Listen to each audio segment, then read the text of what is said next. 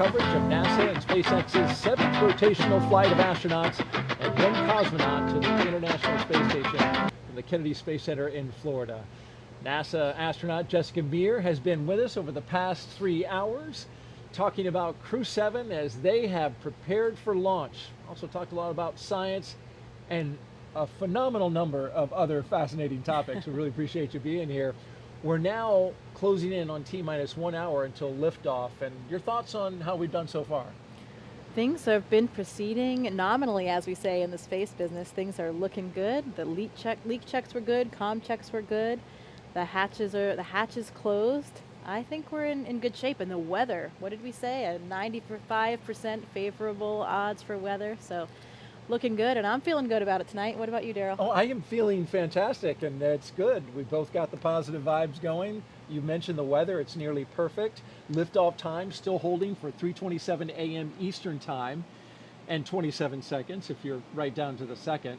We're tracking no issues with the Falcon 9 or Dragon, as Jessica mentioned. The range is green, weather good to go. Over the past 3 hours, we want to review now what our crew's been doing, and there you see them. Jasmine Mobelli, Andreas Mogensen, Satoshi Furukawa, and Konstantin Borisov. They have been getting ready to launch into space. Let's take a moment now to recap the overnight launch preparations. After waking up and having a meal, SpaceX helped the astronauts into their suits, as you can see right here at the historic quarters suit-up room. Then the crew, well, once they got their suits pressure tested, they walked right out of the same path that every NASA astronaut has done since Apollo 7, waving to family and loved ones after getting inside their Teslas with the gull-wing doors coming down. They joined a caravan led by Center Security on a 20-minute ride to Launch Complex 39A. Big smiles all around. All the way around. And then following their arrival to the pad, they got a look at their rocket, and in they went, walking across the crew access arm and right into their spacecraft. And those big smiles you mentioned, Jessica, we just saw them right there.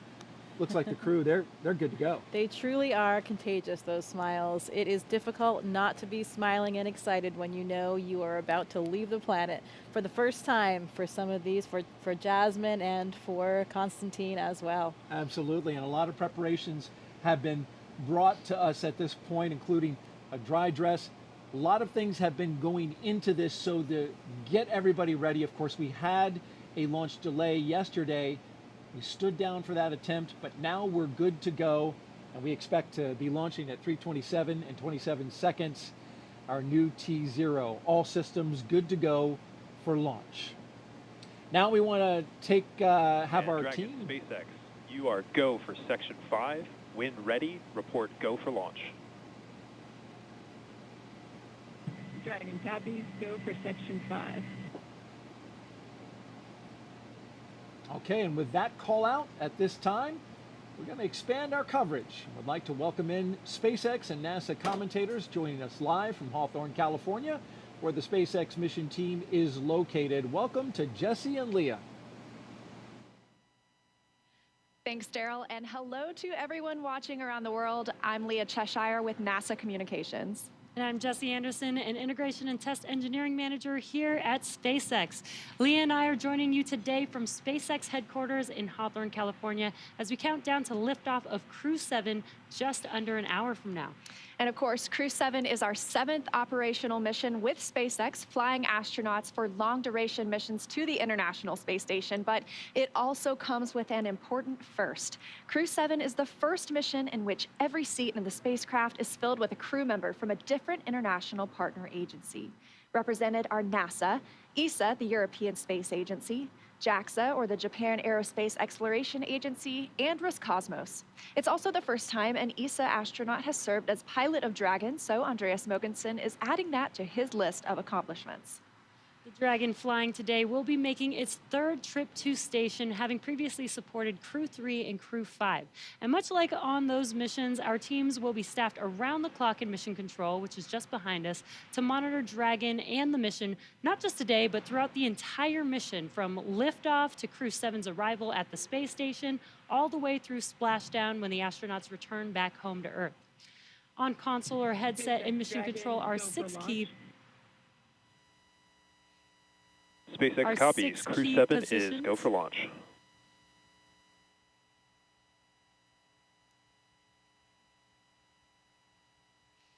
The mission director is in charge of the room and tasked with making real-time decisions to ensure mission success.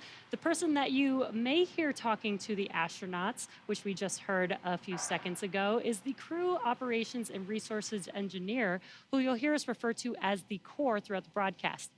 And the 4 additional team members are focused on vehicle systems, including avionics, navigation and control, software, propulsion, life support, and communication with ground support teams.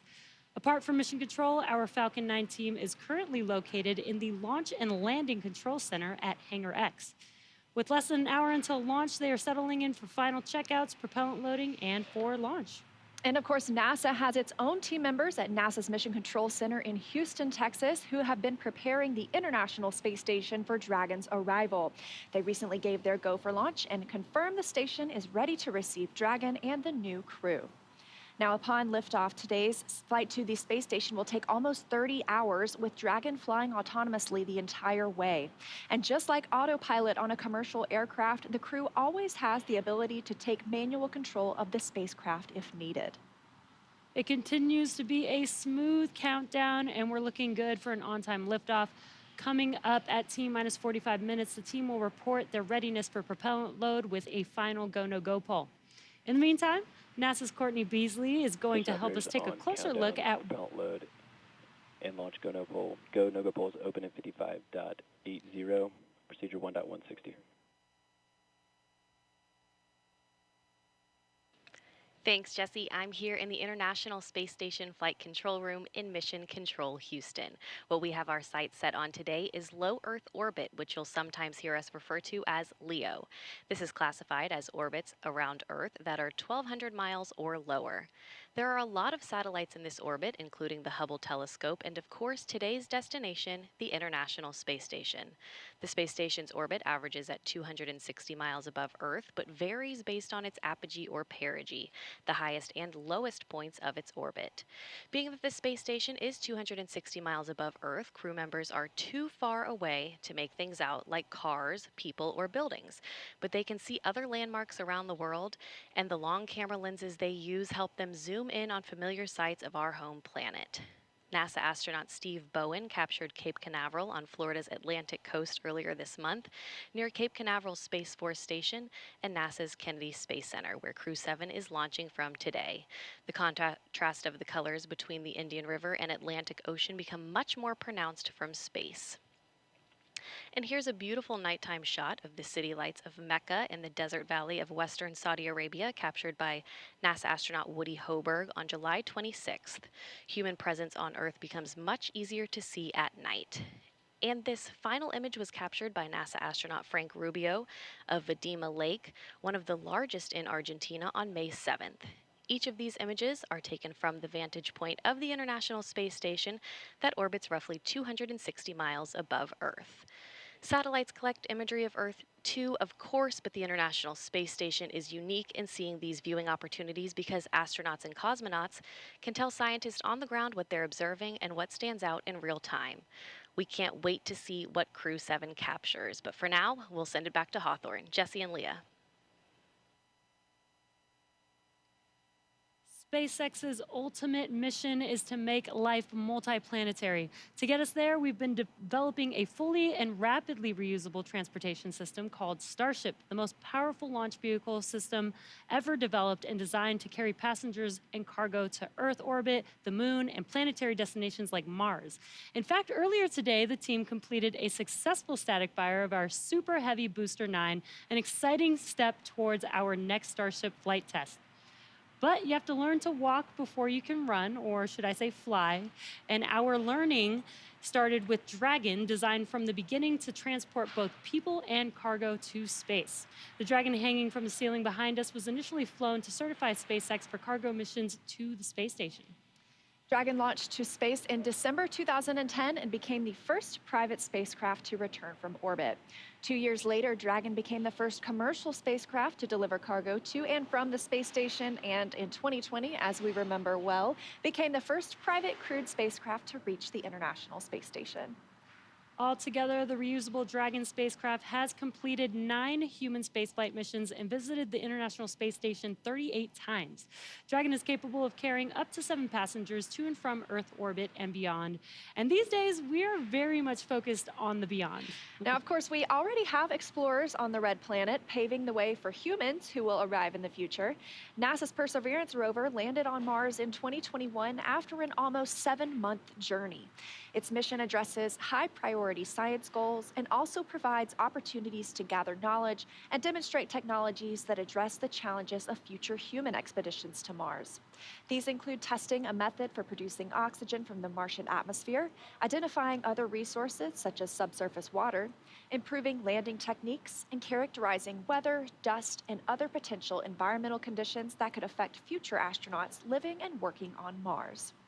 Now, of course, Perseverance also brought along another passenger named Ingenuity. This is the first helicopter ever flown on Mars. There's Ingenuity being deployed from Perseverance and those historic flights that we've seen so far. When the time comes for human explorers, they'll have to take everything with them for a surface mission. Building bases or even cities on Mars will require huge amounts of cargo and eventually crew. So we're designing Starship from the beginning to carry hundreds of tons of cargo into space and be able to be refueled in orbit. Before Mars, Starship will play a key role in the exploration of the moon. SpaceX is providing the lunar lander, which will return astronauts to the lunar surface for the first time in 50 years under NASA's Artemis missions. With the ability to deliver cargo and people to the lunar surface, we'll be ready to help humanity build a sustainable presence on the moon and learn how to live off-world before the next step to Mars. Today, however, we are going a little closer to home, and the work we're doing on the space station also paves the way to Mars, but it takes place in low Earth orbit. As Courtney mentioned, the area includes any spacecraft that orbits at or less than 1,200 miles from our home planet. That's pretty close in comparison to our moon, which is almost 240,000 miles away and is referred to as deep space. Deep space missions like future missions to Mars will challenge us like no spaceflight journey has before when we start looking to send humans millions of miles away from home. Long-duration missions on the space station, just like CREW-7, directly inform how we'll plan to support the first humans bound for the Red Planet on missions that could last months or even years. So we really look forward to those human missions to Mars. And right now we're paving the way with today's exciting mission, plus through Artemis launches to the moon. For now, I'll send it back to Daryl and Jessica at KSC. Thank you very much, Leah and Jesse. And to keep our astronauts safe while on missions to the moon and Mars, NASA is working to understand the long-term effects of living in space. Earlier, NASA's Jasmine Hopkins caught up with NASA's Chief Deputy Science Officer for our Human Research Program. One of the investigations launching on CREW-7 is nicknamed CIPHER, and it will study the physiological and psychological changes in up to 30 astronauts. Joining us now to talk more about it is Kristen Faub from Johnson Space Center. So Kristen, tell me about your title and the 14 different investigations that make up CIPHER. Yes, I am the Deputy Chief Scientist at the Human Research Program, and 14 research studies, all wrapped into one research complement called CIPHER. What we want to do is study the impact of microgravity on bone, exercise, vision, behavioral health, and not only as individual elements, but how they all interconnect together.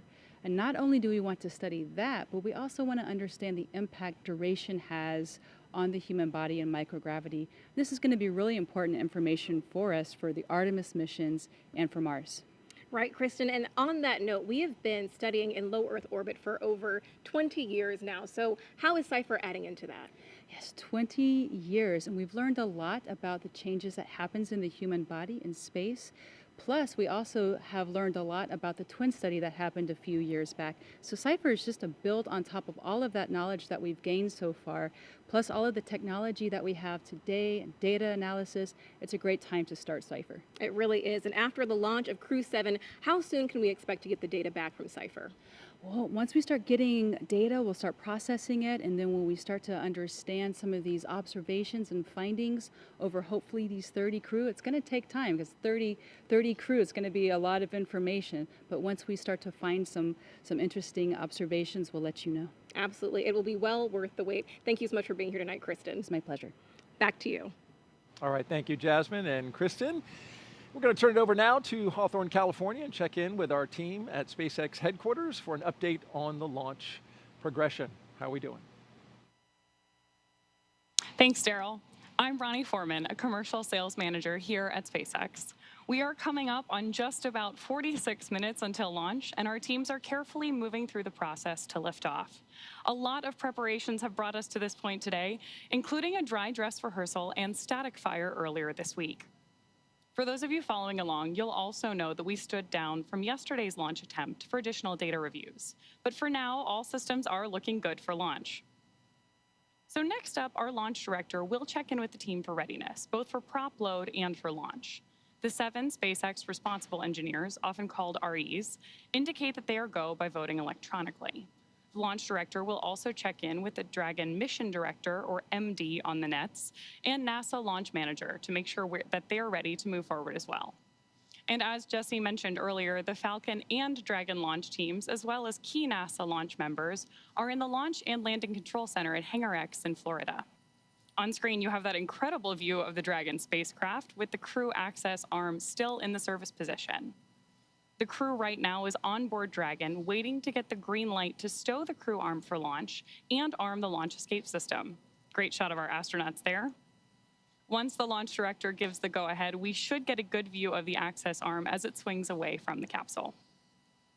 The range continues to be go for launch, monitoring the clearance area surrounding our launch pad, as well as the air and sea space along the flight corridor.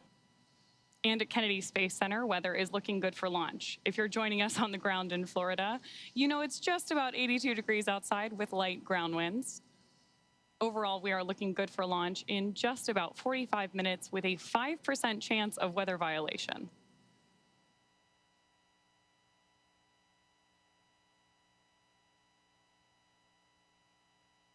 Right now, we are listening in for that readiness poll announcement and instructions to our launch team.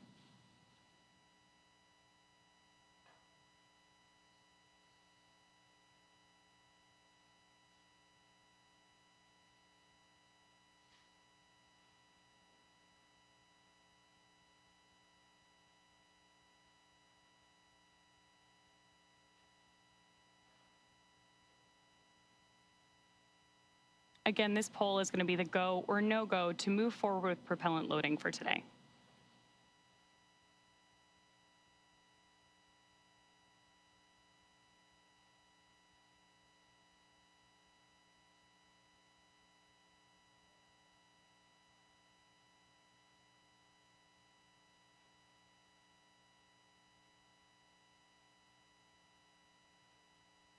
As soon as that briefing ends, we should see that crew access arm, which you can see lit up on your screen right now, immediately start to move away from the capsule when that stow procedure begins.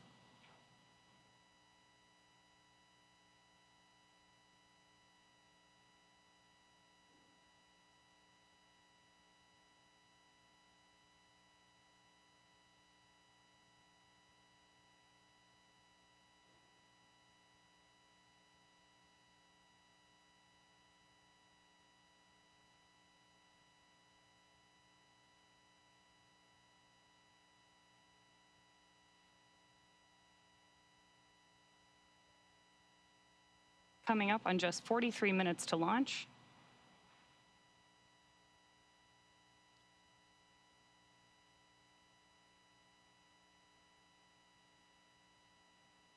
Great nighttime views of our Falcon 9 and CREW-7 capsule there on the screen. SpaceX Dragon. Go ahead, Dragon. We didn't hear the poll for prop load and launch readiness, so just give it a call.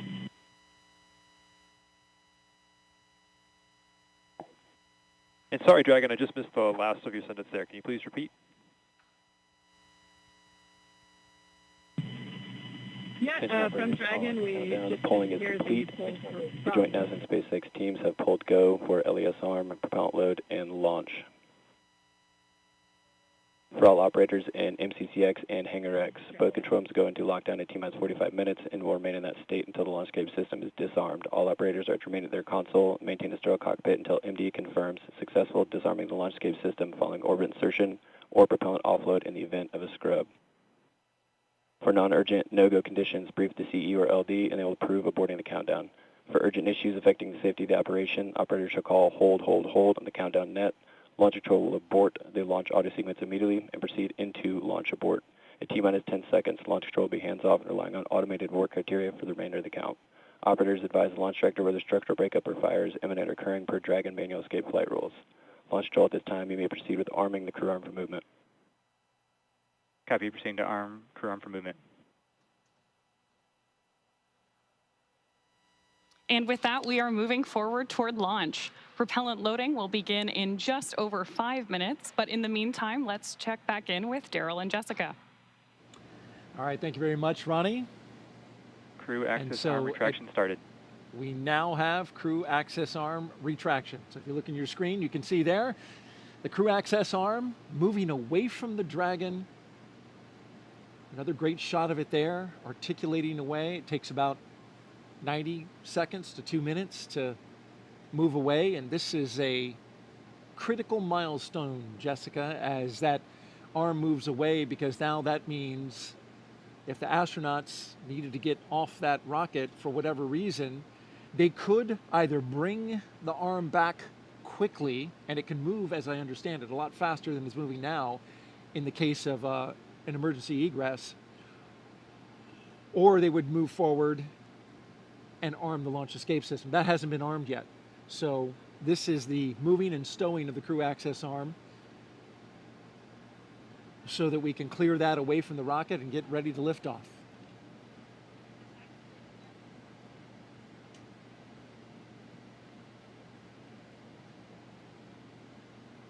After that, Crew access arm retraction complete. We're now waiting to hear that Dragon is go for section 7, closing the visors and arming Dragon, the launch escape system. You are go for section 6, close visors and arm launch escape system. Well, they changed the number, but it's the same. Dragon, copies, go for section 6, launch escape system arming. Same milestone. I hear from previous crews that this system arms the very loud thump, so they can actually hear that on board. Which makes sense. You've got those engines, those Super Dracos, which are Dragon visors closed, arming launch escape system. right there next to their heads, right? You know, because Copy, your go. Right, and sounds like that was Jasmine saying she was ready to arm, and that command can be sent from either the ground or the crew, and the crew is sending that command now to arm that system. And that launch escape system is, of course, the system that will propel us away from the rocket, the crew capsule itself with the crew inside, in the event of any type of emergency with the rocket. And that is, of course, a system that we hope to never use, but it consists of 8 Super Draco thrusters on this Dragon vehicle that are used only for this abort. And we say we hope to never use it, we hope to not be in the situation, but we have had situations where we've had incredible in-flight tests.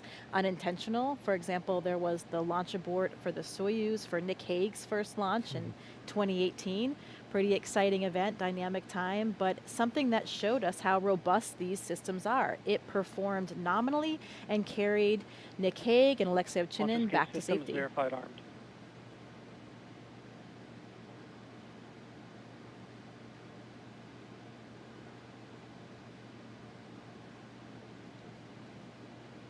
we got the verification of the launch escape system now armed.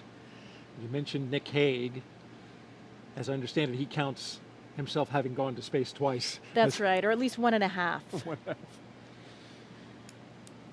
But this system is now active. They do that 2 minutes before loading of the prop, since that, of course, then does present a more risky situation with that prop on board, and it will stay armed all the way through orbital insertion.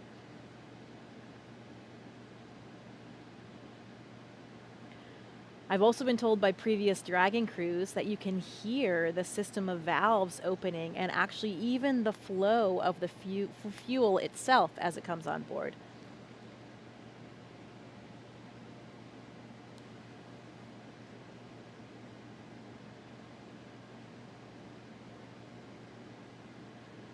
The scenarios in which the launch escape system would be used. F9 tanks venting for prop load in 10 seconds. Expect loud venting. There they are warning them about that, exactly what you just mentioned, giving them a heads up that they'll be hearing those sounds. Yeah, Victor Glover was telling me it's a very noticeable process. You can hear the opening and closing of the valves, and there are these low hums and kind of a fluttering sound as that super cold liquid oxygen and kerosene fill those large propellant tanks, first on the first stage and then on the second stage. Must be pretty exciting to be hearing those noises, knowing what that means and how much closer you're getting to liftoff. This is pretty unique in the launch industry, right? Where the astronauts are inside the Dragon, inside their spacecraft, as it's being loaded with propellants. That's correct.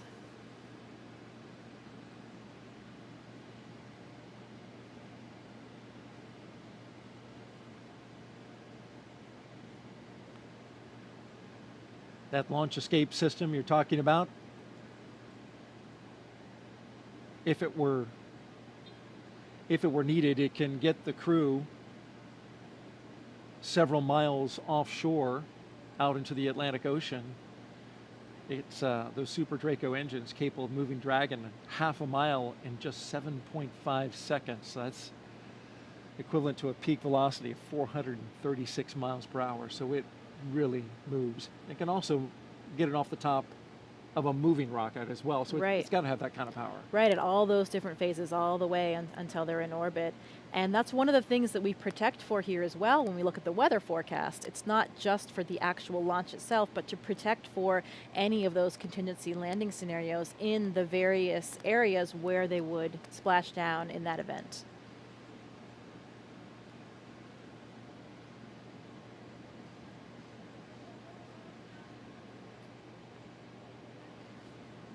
Propellant load has started.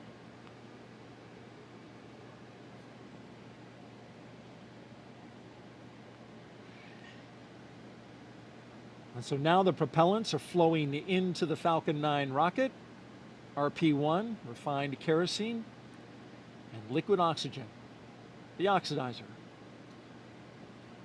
That part we can see externally because as the liquid oxygen levels rise inside the Falcon 9, it is of course super chilled liquid oxygen, highly densified, and it will super chill the skin as well of the rocket, and it'll condense the air around it. And there's been well over 200 Falcon 9 launches, so if you've seen one before, you're familiar with the sight. The rocket condensing that air, that warm, humid Florida air, which we have been enjoying this evening, at least with a light breeze. That's right. I think it's cooler than Houston anyway, so I'm enjoying my time here. Good, good. All right, for another update, let's send it out to Hawthorne, California, an update from SpaceX.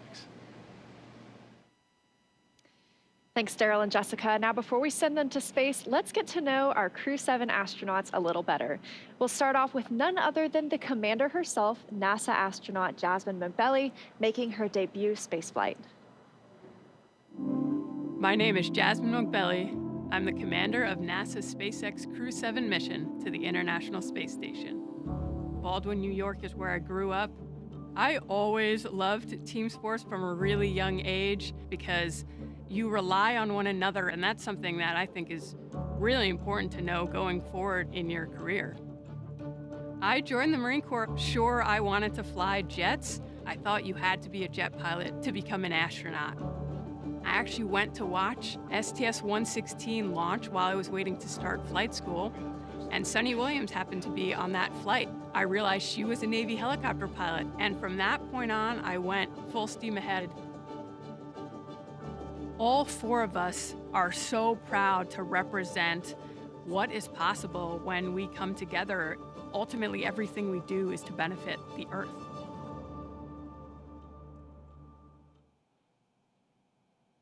Right next to Jasmine in Dragon Endurance is Andreas Mogensen, today's pilot representing the European Space Agency and making his second trip to low Earth orbit. My name's Andreas Mogensen, and I'm the pilot of NASA's SpaceX CREW-7 mission to the International Space Station. I was born in Copenhagen, Denmark. In 2008, ESA were looking to select a new class of astronauts, and I applied together with about 8,500 Europeans. So I thought, there's just no way that I'll get selected. The chances of being selected are too small. But that changed when we were down to about 20 candidates. My first mission to the International Space Station was on a short 10-day mission. I had to hit the ground running as soon as I arrived on board, and as soon as I landed back on the Earth, I knew that I wanted to go back to the space station.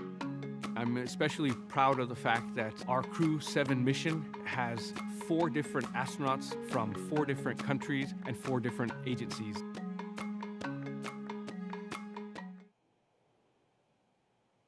Next up, mission specialist Satoshi Furukawa. This JAXA astronaut is no stranger to the space station after spending 165 days in orbit as part of expeditions 28 and 29 in 2011. My name is Satoshi Furukawa. I am a mission specialist for NASA SpaceX CREW-7 mission to the International Space Station.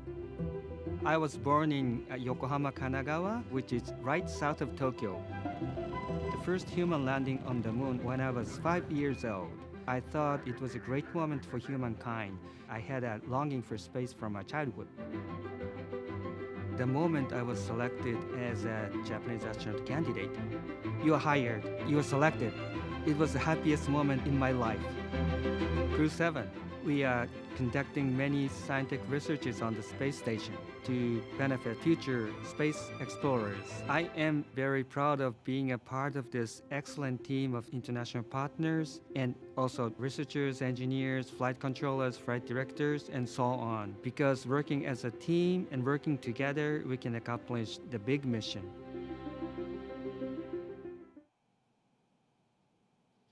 Rounding out our fully international crew is Roscosmos cosmonaut Konstantin Borisov. He was selected to the Cosmonaut Corps in 2018 and today marks his first flight to the orbiting laboratory. My name is Konstantin Borisov, and I'm a mission specialist for NASA's SpaceX CREW-7 mission to the International Space Station. For those who ask what a spaceflight is, I would say that we have 3 big jobs on the space station. First job is experiments. Second job is take care of the station, doing the maintenance, repair what's broken, storing things, restoring things, cleaning up. And the third big topic is actually taking care of your body, because in weightlessness you cannot help but train. I think many people don't understand that technology advancement which we have had during the last 50 years mainly comes from space exploration. People get very comfortable with using their phone, and we have very fast computers in space motivates us to create those advancements. I want to take part in it, and I want to put my small stone into this pavement which leads us to the new asteroids, to the new planets, and to the new systems.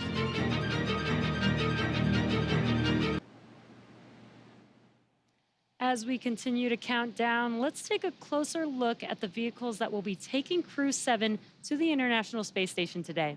Starting from the very top of the vehicle is the Dragon spacecraft.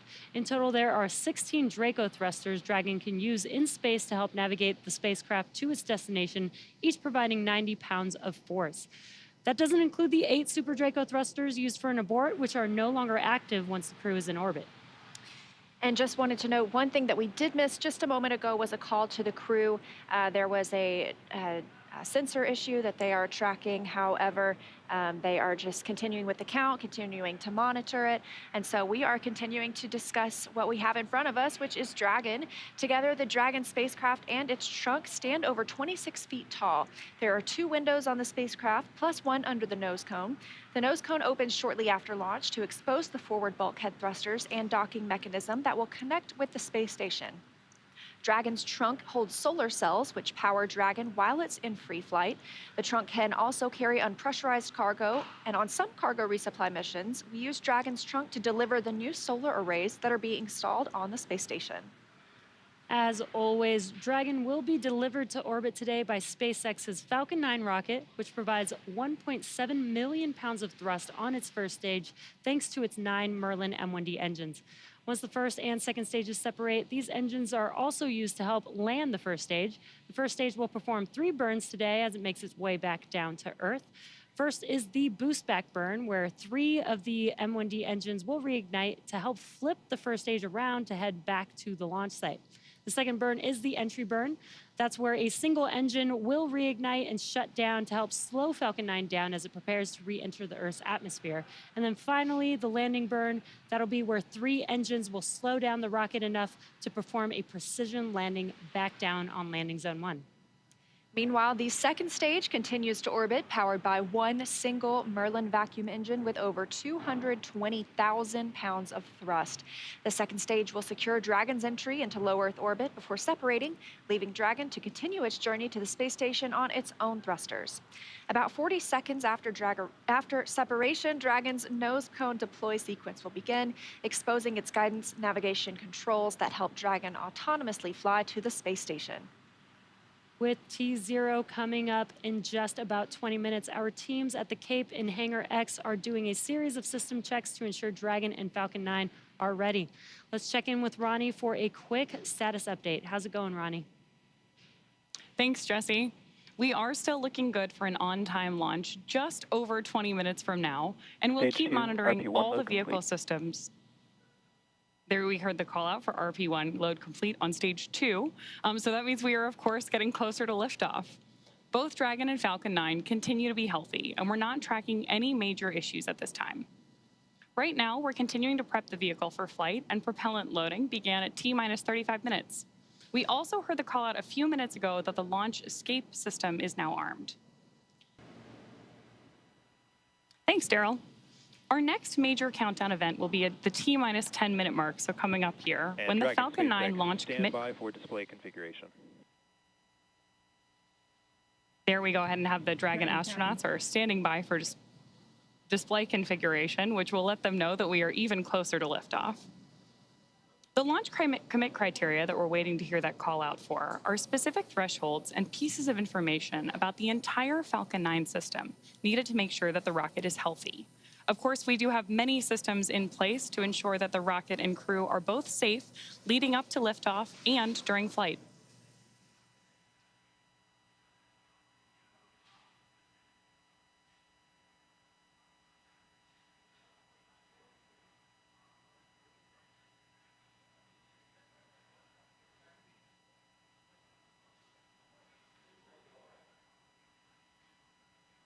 Coming up on 9 minutes until liftoff today, which is also about the same amount of time it takes to get to orbit, a 9-minute ride. That's about the time we'll see second stage cutoff. A few minutes after that is when we'll see Crew Dragon separate from the second stage. And we'll be listening to some performance calls as we get into the final countdown, of course, and then after liftoff. On the ground, you'll hear SpaceX flight controllers reporting on trajectory, speed, booster performance, and other key milestones. But there are some other calls you'll hear the crew make also after liftoff. These are different abort zones. They come in the form of different number and letter combinations. And these are throughout the flight up the eastern seaboard. So the first 2 are 1A and 1B. They have that name because they're in the first stage. That lasts until they're up to the very north of North Carolina. And the next are 2A through 2E. Those come into play when the second stage is powering Dragon. That takes us from the top of North Carolina all the way to the tip of Newfoundland in the northern Atlantic. Now, a little bit different from the other naming system, you'll hear the call Shannon, which refers to Shannon, Ireland, meaning they would target off the coast of Ireland if they were later in that second stage and needed to abort. You'll hear those different calls throughout the flight uphill, along with key performance callouts from the guidance, navigation, and control officer, as well as the propulsion lead.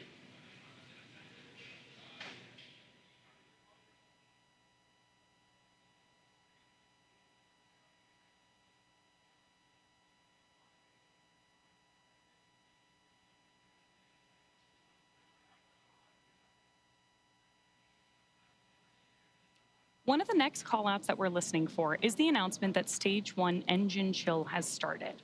Right now, the propellant in the tanks is isolated from the engines, but at T-minus 7 minutes, we'll open up the engine pre-valves and start passing just a trickle of liquid oxygen through the Merlin engine pumps, chilling the engines for the start sequence. We do this because the super chilled and densified liquid oxygen is really cold, and we use that small amount of LOX to basically prepare the engine hardware. There's the call out for engine chill. So now we're basically preparing that engine hardware to flow all of the LOX and propellant into it during flight. Next up, we should hear the call out for stage 1 RP1 load completion. And Dragon SpaceX, stand by for final go, but please confirm crew displays are configured for launch. SpaceX Dragon, crew displays are configured for launch.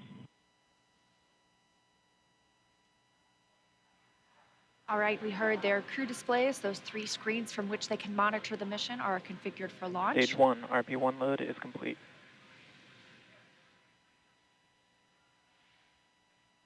In confirmation that RP1, the densified kerosene or the rocket fuel that propels the crew into orbit, loading is complete on the first stage. We did hear the second stage was completed a short time ago as well. Now T-minus 6 minutes until launch. We are still loading liquid oxygen on the first and second stages. This is the oxidizer we need to combine with the densified kerosene that just finished loading. Coming up, we will hear the call for Dragon to configure for terminal count and then transition to internal power at about 5 minutes until launch. Then we'll hear the propellant tanks on Falcon 9 are getting ready to pressurize, adding some additional rigidity and structural support as we get ready for the strong back to retract. It'll move just a couple of degrees at first, and then we'll see it swing open completely at the moment of liftoff.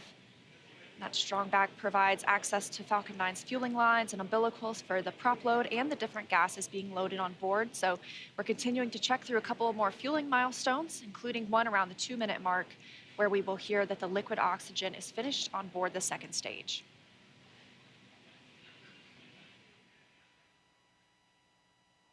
Dragon is configured for terminal count, and Dragon's on internal power. Falcon tanks are pressurizing for strong back recheck.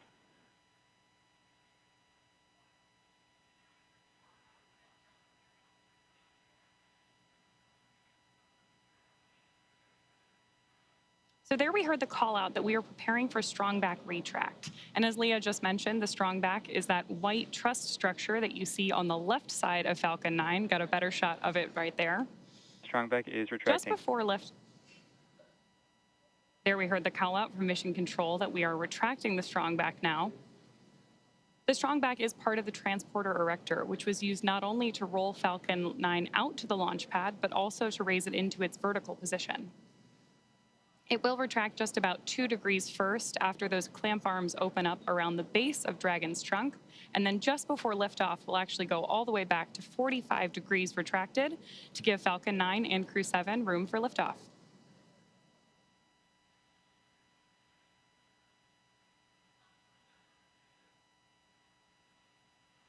Now under 4 minutes until launch.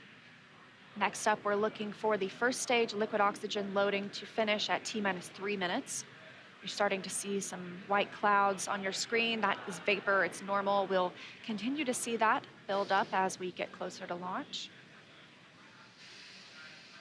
Obviously, this liquid oxygen that we're loading is super chilled, so a little bit of that will boil off in the hot Florida air.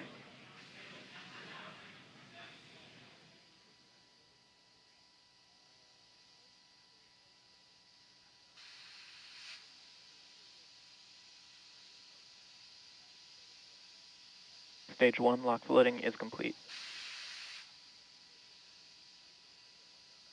Great view of CREW-7 there inside of the Dragon spacecraft, awaiting liftoff just under 3 minutes from now.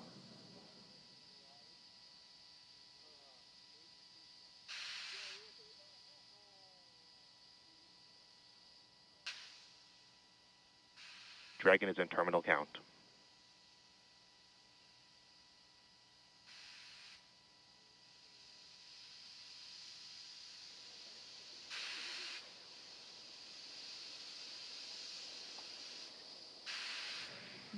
Now about 2 minutes and 30 seconds until launch. Next milestone, we're looking up for stage 2 LOX load to complete. Additionally, shortly after that, we'll hear gas closeout begin, isolating the feed lines from the different gas systems for the Falcon 9 rocket. Those will get vented overboard through the umbilicals and the strong back itself.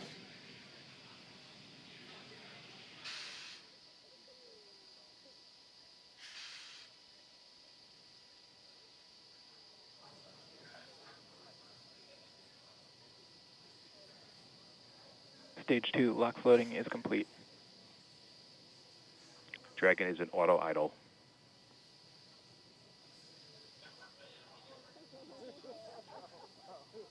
Confirmation that stage 2 LOX load is complete.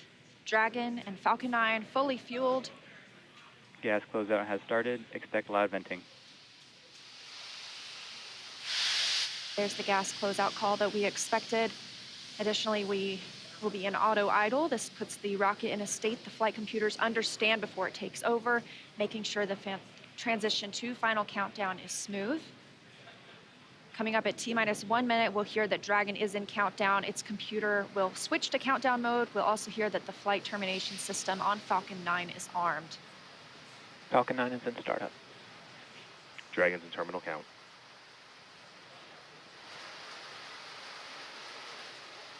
Dragon's flight computer in countdown and configured for launch, and the flight termination system now armed. Less than a minute until liftoff today. Dragon, SpaceX. This flight termination Go for system. launch. Dragon copy, go for launch. You heard it, CREW-7 getting the go for launch, just T-minus 30 30 seconds seconds. away for an on-time launch. At the time of liftoff today, the space station will be flying 260 miles over southeastern Iraq. T-minus 15. T-minus 10, 9, 8, 7, 6, 5, 4, 3, 2, 1. Engine full power. And liftoff. Go Falcon, go Dragon, go CREW-7. Endurance ascends, an international Copy, crew 1 Alpha. destined for the International Space Station. Stage 1 That's propulsion is 1.7 nominal. million. Good calls from the propulsion officers here. Propulsion's nominal. 1.7 million pounds of thrust on Falcon 9, taking CREW-7 to the International Space Station, now traveling almost 300 miles per hour.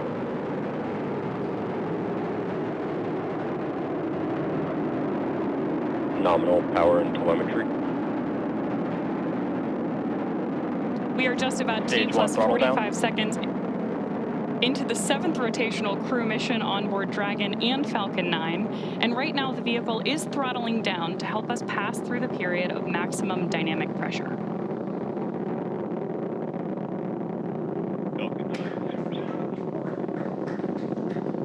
There's the call out that CREW-7 is now moving faster than the speed of sound. Max Q. Stage 1 throttle up. Confirmation we have moved through max Q and are throttling back up. Copy, 1 Bravo. Heard that call from Jasmine on CREW-7, as well as confirmation from the ground. The call out for 1 Bravo means we are in the second and final abort mode for the first MVAC stage, chill is continuing to underway. get good performance. We've got engine chill on the second stage MVAC engine. We will then be looking for MECO, or main engine cutoff, where the 9 engines on the first stage will cut off ahead of the first and second stages, separating. Then the single Merlin vacuum engine on the second stage will ignite. We are now coming up on 2 minutes into the flight, the spacecraft traveling over 2,000 miles per hour. Really incredible nighttime views of Falcon 9 and CREW-7 on your screen right now.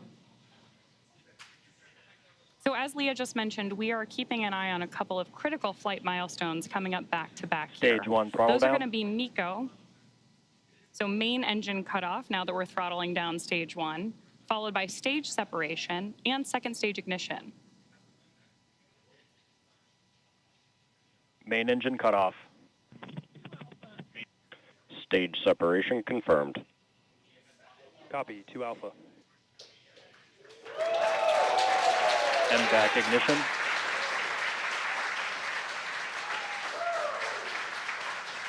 So there you heard and saw Miko stage SEP, and hopefully you heard Jasmine call out for the 2 Alpha abort mode just before second stage ignition. And of course, this is the second stage, powering Dragon on its flight, now traveling almost 4,000 miles per hour. Over 3 minutes since launch, the second stage will continue to power the spacecraft. And our first look at the crew inside.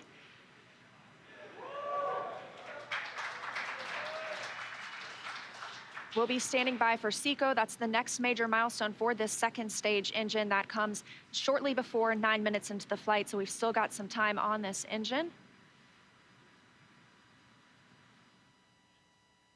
So right now, while CREW-7 makes its way to orbit, our first stage booster is making its way back to land. So you may hear the call-outs here on the net shortly that we are in the middle of our boost back burn.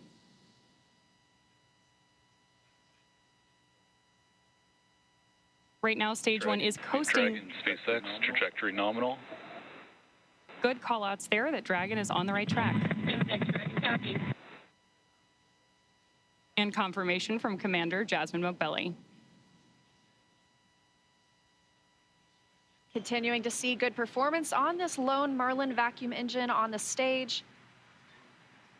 Also, as we've heard, nominal trajectory. That's the guidance, navigation, and control officer here at SpaceX stating that we are on the correct path. Dragon's pointed in the right direction. The second stage continues firing until, like we mentioned, second stage engine cutoff at about 8 minutes and 50 seconds into the flight.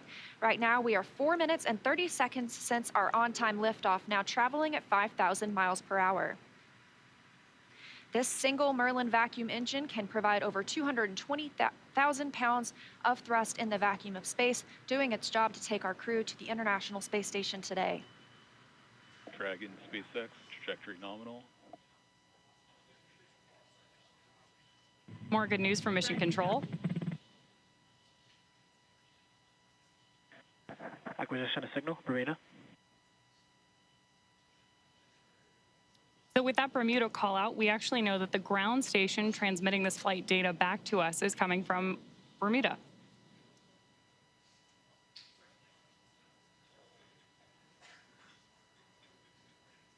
The crew is currently pulling a little more than 1 G as the second stage engine continues to propel their flight. Continuing to hear good calls to the crew, now 5 minutes and 30 seconds into the flight, traveling at 6,400 miles per hour. Again, we will continue to see the second stage fire for about 3 more minutes. Shortly after second stage engine cutoff, we will see it separate from Dragon, which will continue its journey.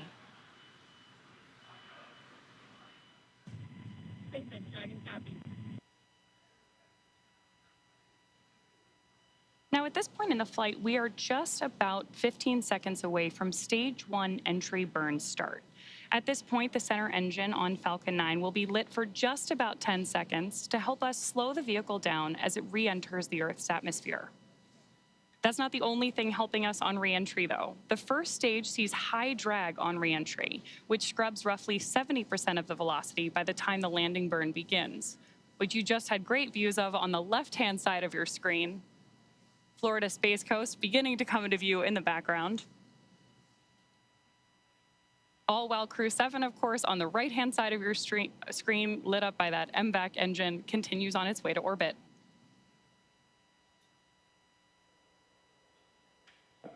And we are now coming up on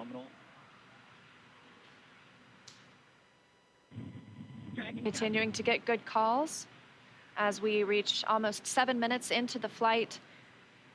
Crew traveling at 9,400 miles per hour. Again, we still have about 1 minute, 45 seconds left with the second stage propelling the crew. And of course, we are also expecting that landing burn start from Falcon 9 any second now. Great views.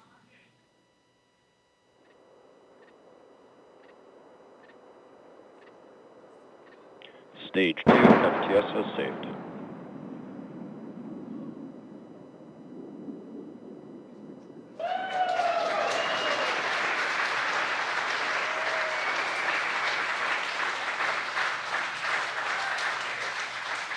Great news there that Stage 1 has successfully landed back at Landing Zone 1 in Florida.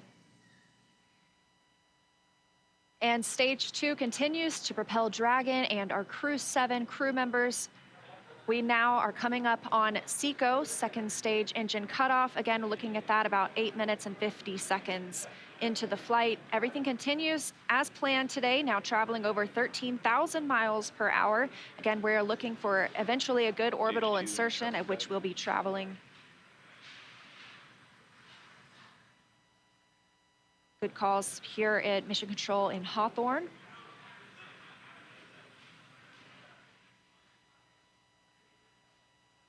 And we are standing by for second stage engine cutoff. Copy, Shannon.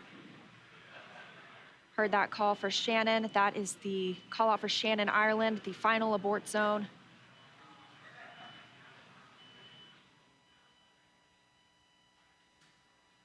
MVAC shutdown.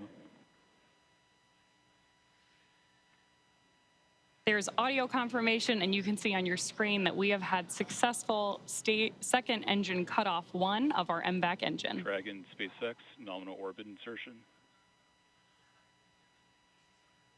Dragon. And good news there that CREW-7. Nominal orbital insertion. Dragon SpaceX. Launch Awesome to system hear. Disarmed.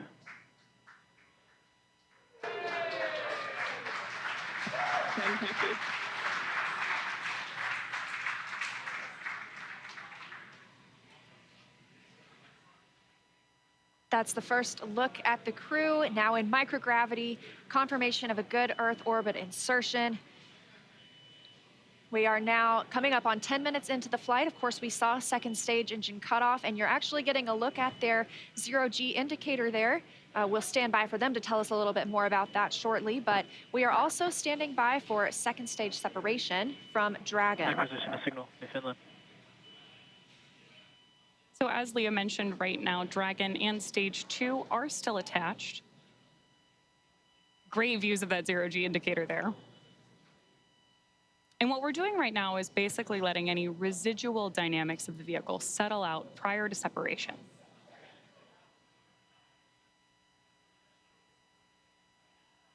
We are expecting that separation event in probably about 90 seconds. Crew looks like they're having a great time up in space, too.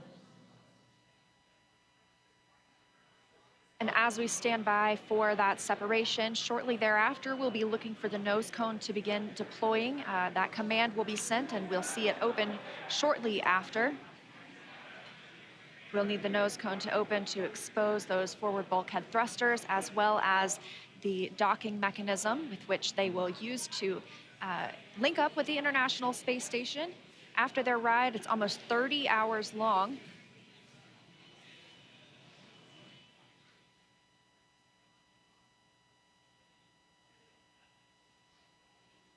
Again, we had liftoff right on time today at 3:27 a.m. Eastern Time.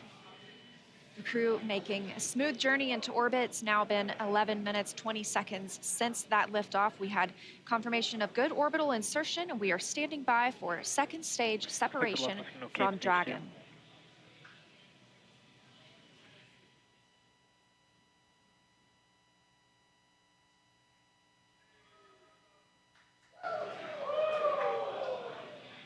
Great views of Mission Control here in Hawthorne, California. And the SpaceX team standing in the background, standing by for Dragon separation.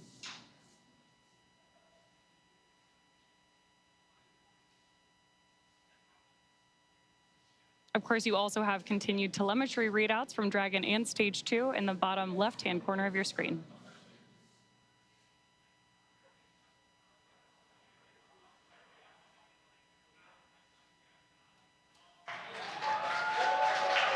Dragon separation confirmed. CREW-7, on behalf of the Falcon team, I'd like to welcome you to orbit, and we hope you enjoyed the ride on Falcon 9. Space travel is difficult, even though you make it look easy, so thank you for trusting us to get you up there. It's not a bad way to spend a day in the office. Stand by for words from the launch director. Hello, CREW-7. This is Launch Director here on Countdown. On behalf of the entire SpaceX Launch and Recovery team, I'm honored to welcome Dragon's first ever all-international crew to orbit. Счастливого пути, Gotor, Iterashai. Godspeed, Crew 7. Cheers. SpaceX, thanks for the ride. It was awesome. On behalf of Andy, Satoshi, Toshi, and I, we'd like to thank the multitude of people who've led us to this unique moment. We may have 4 crew members on board from 4 different nations, Denmark, Japan, Russia, and the USA, but we're a united team with a common mission. We hope the work we do serves to benefit our beautiful home planet and those on it.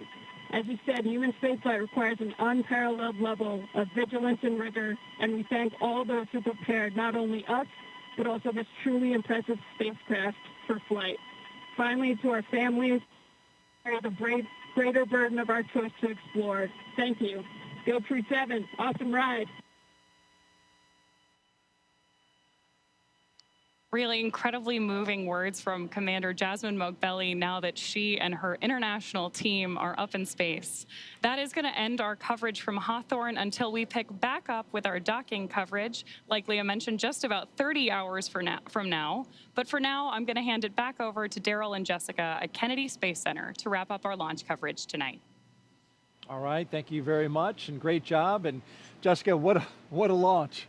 It was spectacular. Like we said, those night launches are something to see. You see all those bright lights. You see those little nitrogen pulses when that first stage is coming back down. Spectacular. Phenomenal roar, the thunder, you could feel it in your chest. And then, of course, the booster came back and landed, and that was some extra pop. Pretty impressive all around. Sights, sounds, and even those feelings. That's new, of course, to Crew, to NASA Crew, is bringing the booster back. NASA decided they have a lot of prop margin, propellant that is, and so they burn the first stage a little less and the second stage a little more. It allows them to bring the first stage back and back to land, which is good to see. And so you saw the zero-G indicator floating around. Tell us what it was. I did. Well, that, Daryl, was a 3-toed sloth. Important distinction, not a 2-toed sloth. Oh, really? Yeah, so apparently this is one of Andy's kids' favorite animals. And as a family, they were even fortunate enough to see one in the wild in Costa Rica last Christmas when they were on vacation. So it was all kind of fate leading up to this, I think. How about that? This is Andy Mogensen. Andy Mogensen, the pilot. That's correct. That's right. And I guess his family calls him the slowest person in the world. So another reason why this 3-toed sloth had such meaning for all of them. Well, that actual sloth in the capsule looked like it was moving slow as well, but he's got an excuse. You know, we have a saying in space, and it's often true. Yeah. Slow is smooth, smooth is fast. And when you rush too much, especially in space, doing a spacewalk or anything that you're doing, you get in trouble. So slow is smooth, and smooth is fast. Wise words from our veteran space flyer, Jessica Muir, sorry. It's early. Hey, we got some social questions. Let's take a few. You do mind? Absolutely. All right. Well, let's look on our screen here, and here we've got one that says, come Sunday morning. Beautiful shot right there, though, of the spacecraft looking out the back. Boy, that is high-resolution image. Come Sunday morning, Earth Eastern Time, what are the first few tasks the crew will do, and how will they best acclimate and get dialed into their mission? Well, when we wake up in the morning on board the space station, we open up our computer and we have a plan that lays out our entire schedule for the day, whether it's scientific experiments, hardware, maintenance, whatever it is that you need to get done. I know what this crew will be doing. One of the first things they do, of course, is a safety briefing. So we want to make sure that they have all of the information they need in case they had any kind of situation on the space station where maybe they needed an emergency breathing mask or a fire extinguisher, anything like that. Safety first at NASA, and that's the first thing that we do when you arrive on board the space station as well. The veteran crew that is up there will take them through that, show them where everything is, talk through some of the main messages, and then they'll have a longer session usually the next day or later that week. They'll get into their crew quarters. Usually your crewmates will do a favor for you and unpack some of your things so you don't have to do all that when you get there. You arrive to your crew quarters and already have some of the things that you need out, maybe even some pictures from home. When I arrived, my crewmates had really taken great care of me. They had decorated my crew quarters. I had pictures of my friends and family. Everything was all laid out, and that really made it a nice, smooth transition, because those first few moments in space, especially when you've never been there before as a rookie, you're not quite that graceful yet. You know, you don't have your space wings quite yet, and you're getting used to just moving around and being in that three-dimensional microgravity environment. And so you're talking about, you know, getting used to the environment up there, and having a little something from home is important too. You took up a flight kit. These astronauts all have a flight kit. You, in fact, brought a few things that you took up into space. What were a couple of the more meaningful ones that you took? I did. You know, we often pictures of family and friends, like we've talked about before, or things that represent places we've been and worked. I brought up a picture of my wedding photo of my parents. Unfortunately, my father had passed away before I went to space, so I wanted to have a piece of him up there with me. I brought up some things to represent other things along the way. My home state of Maine. I had a university flag with me from my undergraduate university. Yeah. Sometimes we bring up presents for each other because we're up there for birthdays or holidays. Drew Morgan, my crewmate, brought us these harmonicas. Nice harmonica. And briefly, let's look at the screen here. We can see that the nose cone is deploying, and we have confirmation of it deploying.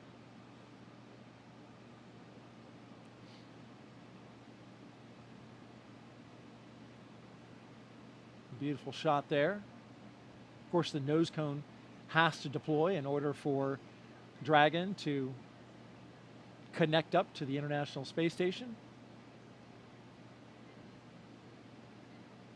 And once this clears out of the way, it is quite a view.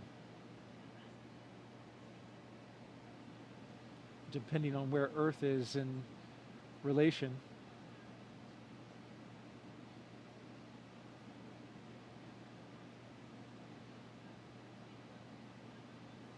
Okay, looks like we're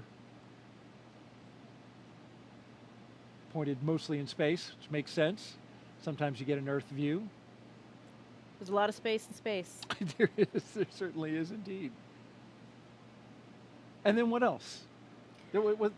Oh, you got something special. Well, my one item that I brought that was my personal kind of selfish item that wasn't for anybody else was my panda. This is Pandemonium. Oh, I've had him since I was 5 years old. Pandemonium. So he made his way to space with me as well, and we saw a lot of stuffed animals floating with these zero-G indicators. We saw that three-toed sloth, but Pandemonium was up there floating in all of his glory as well. And, you know, these are all just things that remind us of home and really help us share the mission with everybody back home. All of these places and things that have meant something to us along the way, because we did not get there alone.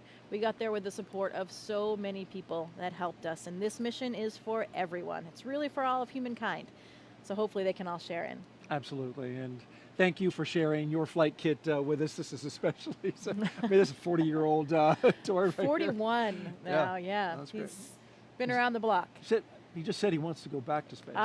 He does want to go, but we all want to go back to space. So hopefully he'll have another opportunity. We just got confirmation that nose cone is fully deployed. And so Dragon is on its way to the International Space Station. Now, a member of CREW-7 will kick off a major study that will give us a comprehensive look at how the human body is affected by time and space. Let's bring in now NASA's Jasmine Hopkins for more.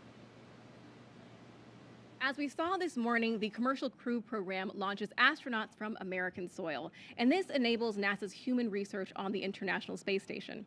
Joining us now to talk more about that is Kurt Costello, ISS Chief Program Scientist. Thank you for joining us, Kurt.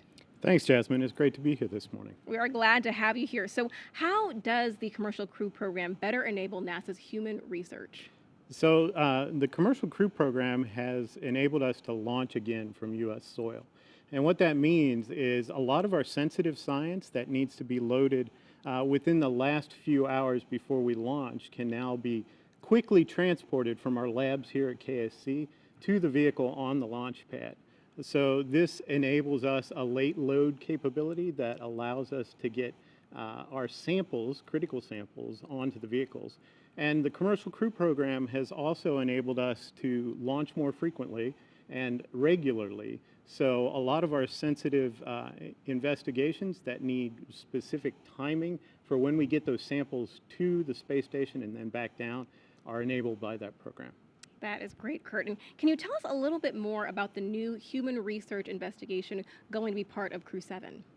Sure. I think you're referring to CIPHER, and CIPHER is not just one investigation, but 14 in one. And what it is really setting out to do is to help us understand whether we have risks from my wife. to humans being in space I'm always for longer than 6 the months. last to leave the house whenever we're going anywhere. Personally, I think it's with good reason. But they say I'm the slowest person alive, which is also why it's a 3-toed sloth, not a 2-toed sloth, because apparently that would be too fast for me. So welcome to space, Sasha the sloth.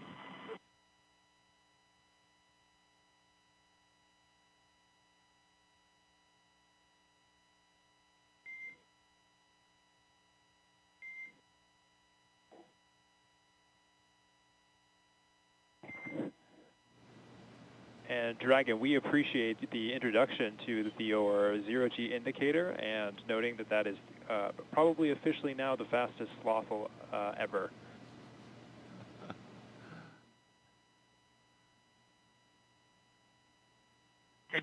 This is Satoshi. It's nice to be in space, and I'm very glad to see happy faces. 日本の皆さん、国際宇宙ステーションへ、再びして着実に仕事をしてきます。 Yes, I'm very excited. First of all, a few words in Russian, then in English. Всем большое спасибо, огромное восхищение тем, как мы прокатились на ракете, мы в космосе. Невероятно. Полет в космос — это результат действий скоординированных тысяч людей, которые работают в разных странах. Всем большое спасибо. Роскосмос, НАСА, ИСА, JAXA, SpaceX. Моим друзьям и семье большое спасибо. Thank you very much for all your hard work. SpaceX, Роскосмос, NASA, ESA, JAXA, and all the partners involved in manned space flight. That's a proud example of how much we can achieve working together in harmony. Let's continue. Cool. Thanks a lot to everyone, to my family as well. Thanks.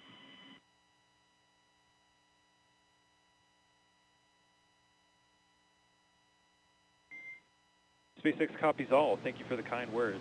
And Jaws, if you are ready to copy, I do have some upcoming words on the phase burn.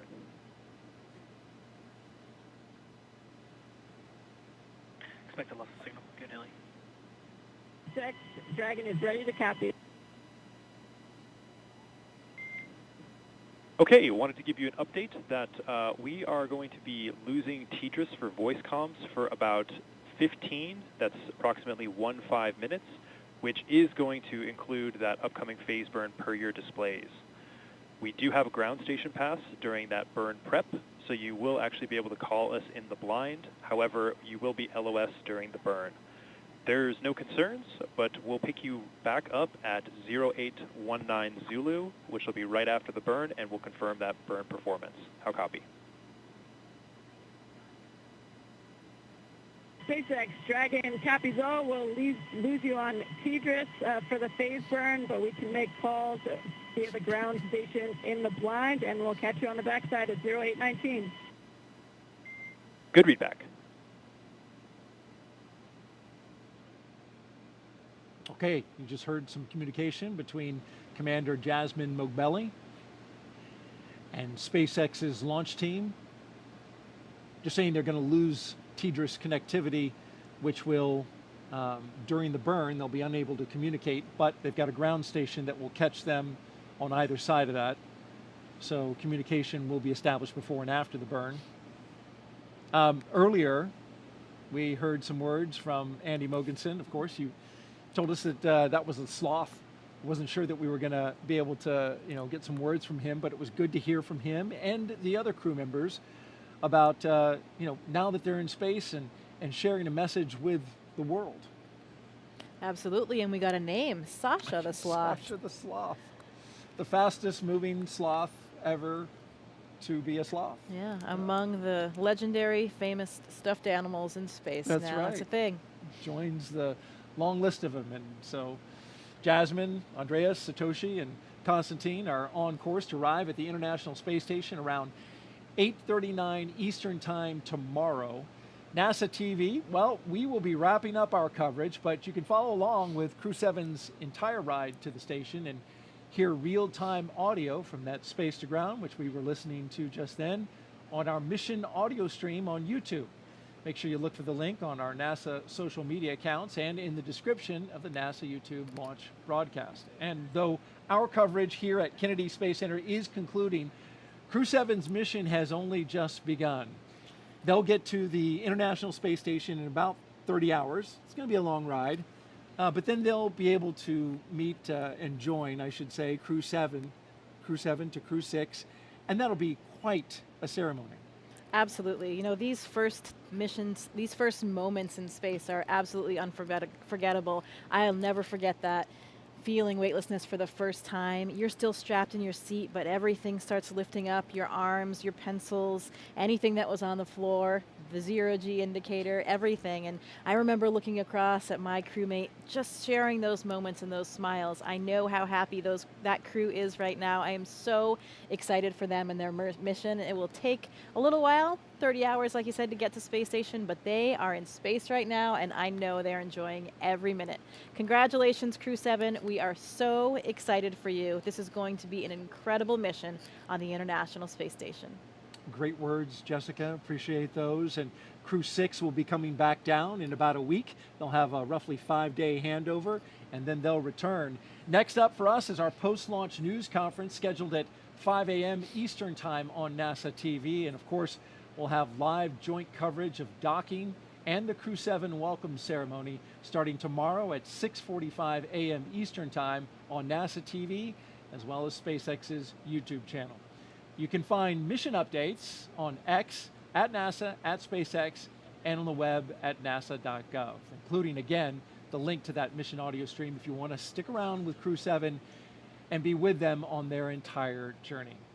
Well, before we sign off from Kennedy, I want to thank Jessica Meir for being here on the launch broadcast and sharing your incredible experiences and all your insight, answering the questions, bringing pandemonium and showing them off. Thank you so much. We really appreciate having an astronaut, and especially you today on CREW-7 to share this with us. Well, it is absolutely my pleasure. Any good day when a rocket ignites is a great day for astronauts all around the planet, so we wouldn't miss out on it for the world. Very happy to be here and excited to share this moment with all of you. Thanks so much. And a huge thanks as well to all of our guests for joining us today, but most importantly, thank all of you for watching.